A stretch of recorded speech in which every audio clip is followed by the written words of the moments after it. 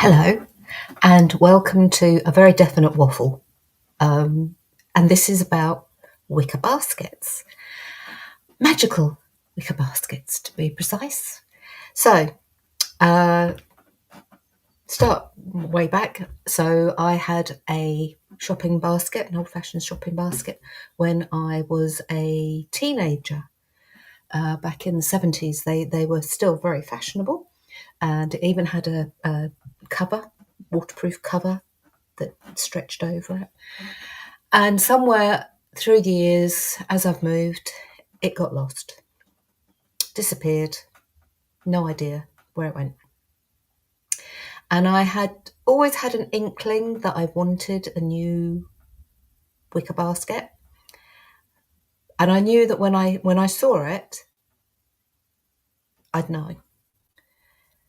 And more specifically, I would say over the last 3 or 4 years, that has been one of my goals, has been to get.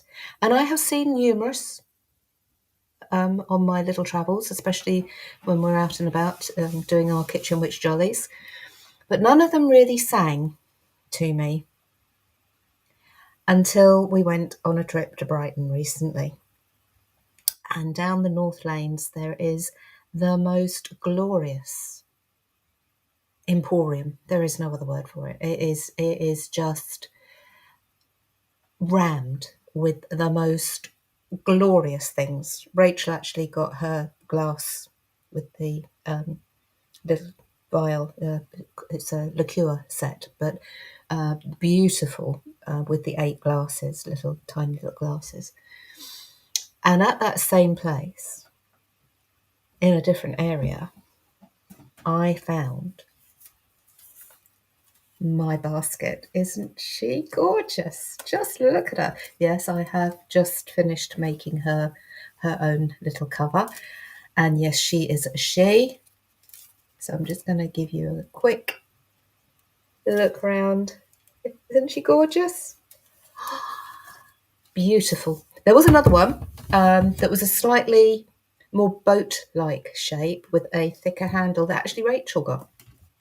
Both of them lovely, but this was the one. This was the one that shouted at me, and yeah, very happy. Obviously, am I? And so is she. So why am I calling her she? Because got her home, cleaned her with some very mild soapy water and a damp cloth.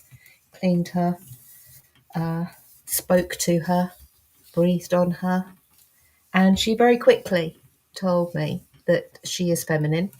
She is feminine. She also has a name, and yeah, so she is with me now. Very happy. Both of us very happy. And I cleansed her energetically. So I cleansed her, as I say, with very mild soapy water and a damp cloth, not to get her wet, but just to give her a clean. And then I energetically cleansed her. I could have done it with incense stick or sound. I actually felt that she needed me to talk to her, so I actually talked and breathed into her, and we are now joined, which is lovely. So why am I here talking about a basket that I found in a bric-a-brac store in Brighton? Because I actually, as I was cleaning her and getting to know her and her getting to know me, I actually thought there's more history to this. There is more going on. The sensations I was getting were just amazing. So I decided to do a little bit of deep diving like I do. And then I thought, well, I'll share it with everyone else, because if I found it interesting, maybe there is somebody else out there that will find it interesting too. So there is going to be a written blog to go along with this. But I thought I would just come on just so you could meet my lovely basket, and just so that I can give you a rough little chat, basically. Because I do like coming on here. I do like seeing people's comments as well. And I always try and answer when I see a comment. Anyway, this is where I am going to get my notes up, because otherwise I will lose track of what I'm saying. So basically, the exact origins of baskets are unknown because they're made from a biodegradable material. They haven't lasted that well, except in Egypt. They were found in the pharaohs' tombs and in the pyramids. But anyway, so it's there is evidence that suggests that it likely originated over 10,000 years ago, and it's also known as basketry and wickerwork, and believed to be one of the oldest known crafts that we've ever made. It has been called the mother of pottery because some of the first pottery that's been found actually has the imprints on its outside as though it's been pushed into a wicker basket to get the shape. So that was interesting. And so it is believed that the first baskets possibly were from the Mediterranean, maybe from Egypt. They have been found in the pyramids and buried with the ancient pharaohs, which could indicate that wicker was considered quite a luxurious item, maybe expensive. But they were used for, they had food in them, they had mummification type bits and pieces in them as well. So the Egyptian basket weavers used reeds and swamp grasses from what have been found.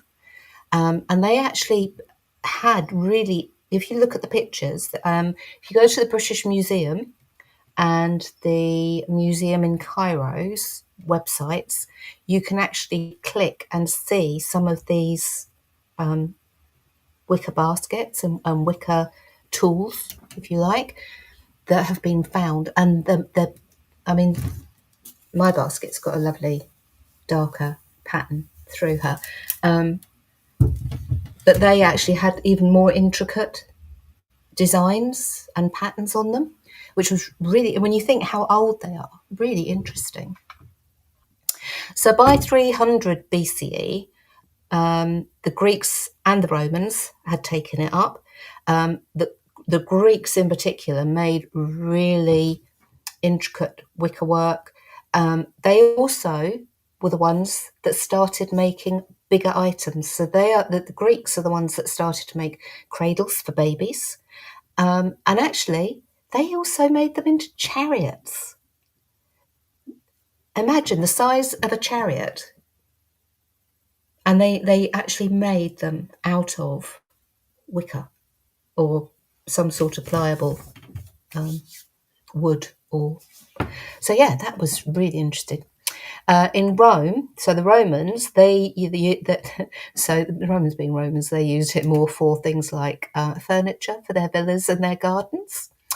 And it acted for the Romans very much as a status symbol. So I'm thinking that perhaps the Romans maybe had some wicker basketry makers, but maybe imported it from Greece.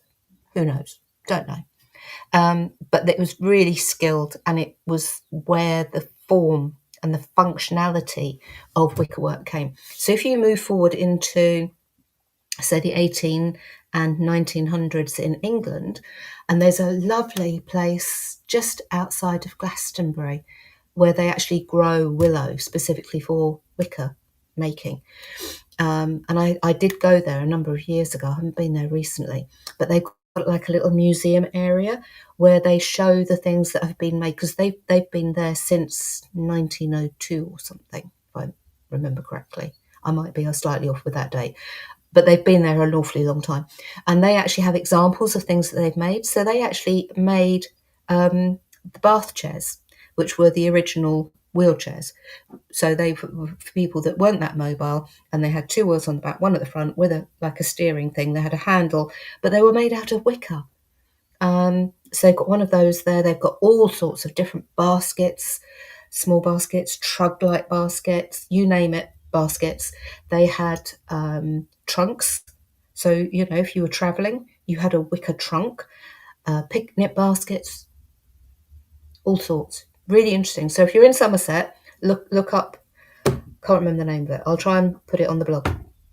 But yeah, that's just a few miles outside of Glastonbury. Go back to my notes now. So in Japan, bamboo baskets became part of the tea ceremony, which added to its that ritual's simplicity and beauty, and again the functionality. That's the part that kept coming up, the functionality. In India, wicker baskets were also used, but they were mainly used for storage, especially in areas where there was a high humidity, or near the coast, because it actually didn't get affected by the humidity or the dampness. In Africa, Africa is a huge continent, so you can actually tell where the wickerwork is from because they are so different. So Zulu baskets are apparently really tightly woven. They're more in the southern part of Africa, but they're really tightly woven, whereas in the west of Africa, the baskets are more open and more decorative. So the Zulu baskets, closer, functional. West Africa, more open and decorative. But each region had its own method of doing it. Mainly in African communities, they were used, and possibly still are, as storage for food and grains, as well as using the pattern on the item. So whatever the pattern was, it was for art and symbolism, and for knowing that was your tribe. So yeah.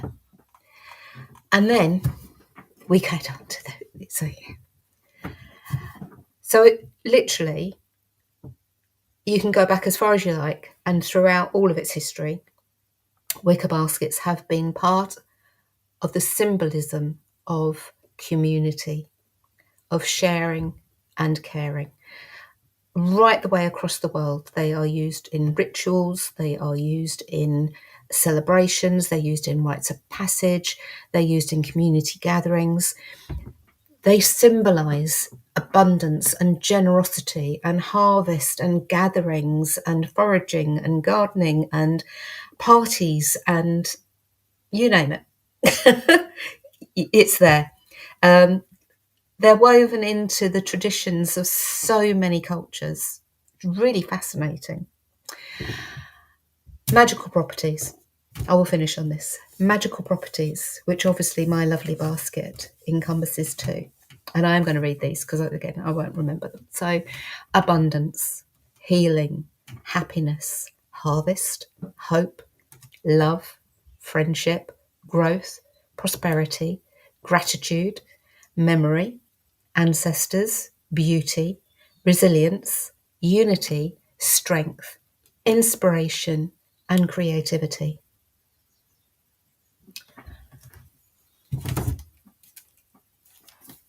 I shall leave you with a picture of my basket. I hope you've enjoyed this. Put a comment. Let me know if you've got a basket.